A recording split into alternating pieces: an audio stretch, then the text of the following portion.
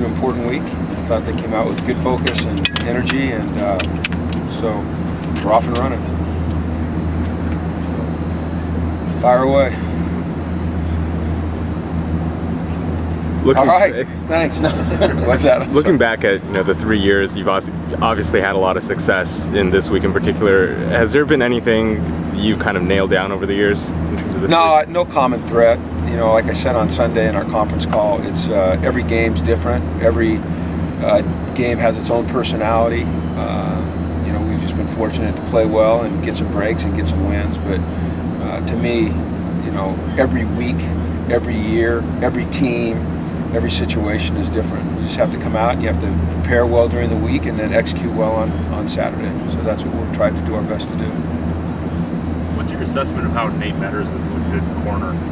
He had a good game on Saturday, and if we choose to put him out there again on Saturday, I'm sure he'll get better. But that's still to be determined. Johnny Johnson's back now. He hasn't been healthy the last week and a half, so Johnny's back, and Ish is feeling better. So, but I thought Nate stepped in on Saturday and did an admirable job.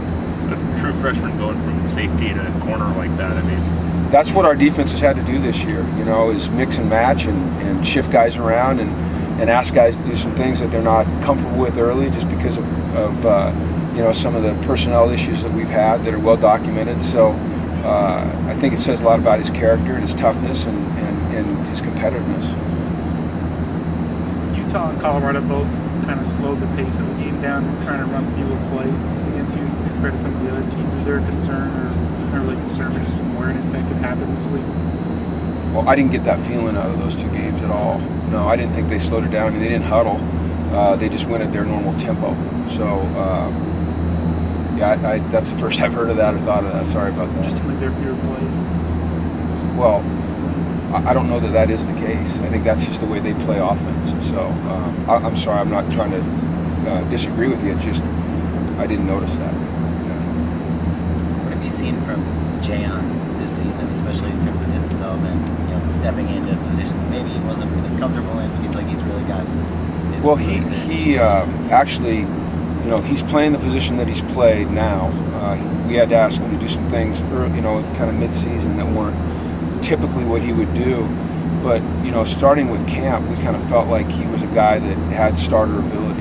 And, he's just come a long ways in the 3 years that he's been here in terms of the way he prepares, his professional approach to it.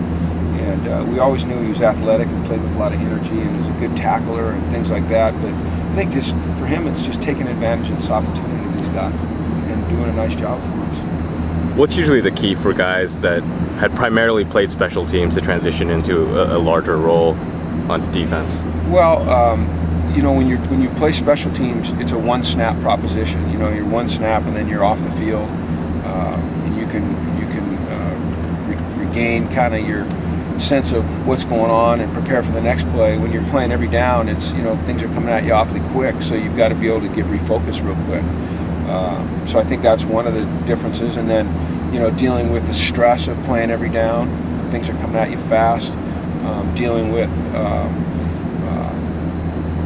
the fatigue aspect of it. But the guys that we recruited typically were full-time players in high school. Many of them played both ways, so it's just kind of going back to what they know. With some of the changes on the offensive line, does Jake's presence become more important in the week of prep, just him being vocal with some of the younger guys? Well, I don't know that we have changes on the offensive line. We did in the game. We had to make a couple moves in the game when Alex got hurt and when Connor got hurt, but that doesn't mean that we're going to have changes this week. But it doesn't really matter who's in there. Jake is in command. It all starts at the center. That's the guy who makes the calls.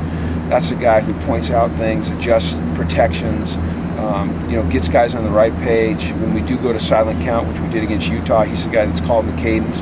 And so to have a guy that started 50 games at UCLA and broke an all-time record for games started as that guy, as that center, as that voice, as that decision maker, I think it's pretty comforting for us as coaches, and I've got to believe for the guys around him it's very comforting as well, and the guy that he's snapping to. So, the value that he brings to this team, that Jake Brendel has brought to this team and continues to bring to this team, it's really immeasurable.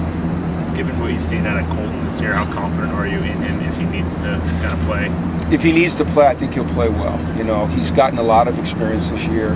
He's played against good players and played well. He's had to play both sides. I don't think he lacks for confidence. You know, he's a big athletic guy, and I think just the experience that he's gotten this year is really valuable for him. Not only if he has to play this week or in the bowl game, but, you know, also for the future. He's going to come into spring with great confidence. You know, he's going to have a battle on his hands. I mean, he's got, you know, we've got Caleb and we've got Connor out there. So, but it's nice to have 3 tackles that you really have a lot of confidence in. You're going to face your 4th different coach in USC games. I know you said there wasn't a common thread. Does that have something to do with it? You know, each guy brings a little bit different sort of approach into, especially into a game like this, where there is, you know, a lot on the line, a lot of emotion. I don't worry about their approach. You know, you're breaking down their schemes and their tactics and and the way they manage a game and the decisions that they make during a game. Those are the things that you're studying so that you have a chance when the game is being played to make the right decision on your end. So certainly there's not as much familiarity when you face, you know, 4 different coaches, but you know, people change through the years, they adapt, so every week's different anyway. How much does it help when you're getting into a situation that can be passionate and emotional to have stability like you guys have had? Well, I think we're getting there. You know, I thought last week was a really positive step in the right direction. Just going into an environment like Utah and playing against a really good team that had a lot on the line, and being able to keep our poise in a hostile environment in a tight game and play the way we did. So I think that's always important. I mean, you know, these games are emotional. They're, you know, all rivalry games are emotional. They're just a little bit different. But the key is to, you know, keep your wits about you and go out and execute to the best of your ability. And that typically is the team that wins, the team that's able to do that. You know, not make mistakes, play with great technique, play with great focus, play with great effort, and that's what we're going to focus on. Jordan Payton breaking the school's all-time receptions leader. How valuable was his presence this year for him to come back and help out Coach Josh? Oh, very valuable. You know, I mean, that's just one. I think we broke 48 offensive records since we've been here. Maybe it's even more now. Maybe it's 49 now since he broke that. But, you know, I don't know that UCLA's seen a 4-year run of offensive production like we've had here. You guys would know better than I would. But to be able to say that he's, you know, a guy that's week in and week out just been so dependable for us. It gives us stability and, you know, comes up with a big catch when you need it.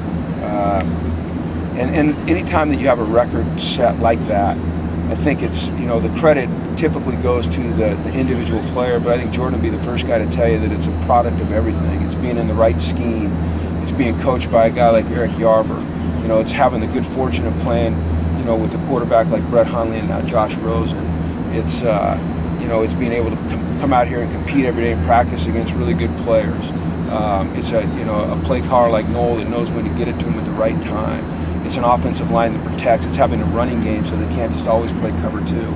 But, you know, ultimately it comes down to Jordan, you know, making those catches, and we're very, very proud of him and very excited for him. Having a guy like that who makes all those catches but also blocks the way he does all the little things. How nice is that to have from kind of a star player like that? Well, that's what you want. You know, you typically your leaders are your best players, and your guys that embody everything that you're looking for in your program and in your culture, and that's certainly Jordan. You know, from his work ethic off the field, in the classroom, I'm talking about the meeting room, to the way he comes out and he practices, to his focus on game day and through the week, and just the real professional demeanor that he demonstrates every day is exactly what you want, because he's the guy that the young guys look towards. And he, you know, for a college young man, he's a true pro. He has a lot of pro qualities, and you know, let's hope he can finish out his career on a positive way. And I know he's going to have an outstanding career at the next level.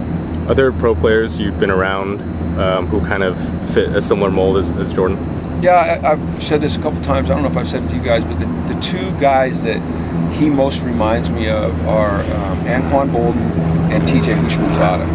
You know, I think he has the qualities that those guys have. I think he's much like TJ in that he has a great awareness of how to set people up in zone.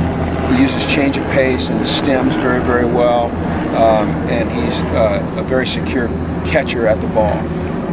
And then in terms of the way Anquan plays with anger and he's violent, and he has a great attitude about him that he can't be beaten. He loves to block. He likes to try to run through people. You know, you see Jordan that fights and scratches and struggles for every yard. So when I've watched Jordan, those are the two guys that he most reminds me of. What's your familiarity with Coach Helton? What have you? I don't believe that we know each other. I'm sure maybe we've met along the lines. You know, you meet so many people in this business, but I don't have a familiarity with him personally. Professionally, obviously, you know, you study them and you do, and I have great respect for what he's done. I think that, you know, anytime you step into that situation, it's difficult. I've been in that situation, not as a head coach, but I've been on a staff where there's been change, actually twice in my career, and it's very, very difficult. And it takes a special person to step into that role and keep it going the way that he has. You know, that's a tremendously talented team, and he's done a tremendous job of keeping them on track. What happened in those situations for you when you were? Well, one was in San Diego when Don Coryell got fired, and they made Al Saunders the head coach, and we did okay. You know, we did okay. We weren't as talented, you know, comparable as you know, our opponent this week. I mean, it's just you're talking about talent all over the place. And then the other time was in New Orleans, and we did okay. You know, it's a little bit more difficult in the NFL. I think it's not as hard, I don't think, at this level. Plus, you know, I think Coach Helton had obviously a lot of familiarity. I think he'd done it before. So it wasn't new for him. But he's done a great job with a great talented team. That's the challenge for us. Okay.